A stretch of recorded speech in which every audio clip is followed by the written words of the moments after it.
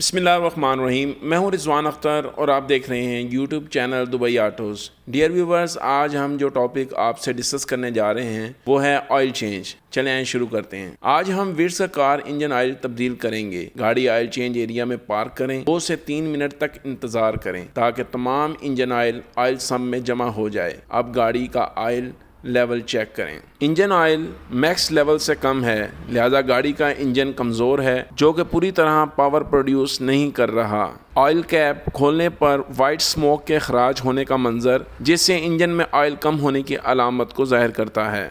Engine oil में metal fragment के ज़रात का कसरत मिकदार में होना। टेक्निकल एडवाइस: इंजन को ओवरहाल करने की ज़रूरत है। एयर फिल्टर की कंडीशन अच्छी नहीं है कि इसको रीयूज़ किया जाए, इसलिए तब्दील कर दिया गया है। ऑयल फिल्टर खोलने का अमल: ऑयल ड्रेन प्लग को खोलकर ऑयल को इंजन से निकालना।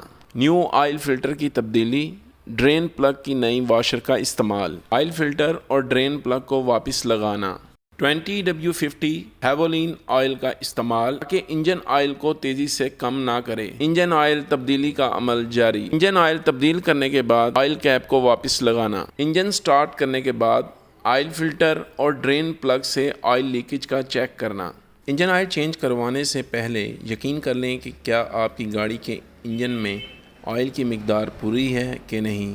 अगर ऑयल की मिकदार पूरी है तो ऑयल ग्रेड जारी रखें, वगरना ऑयल ग्रेड को तब्दील करें मैकेनिक के मशवरे के मुताबिक।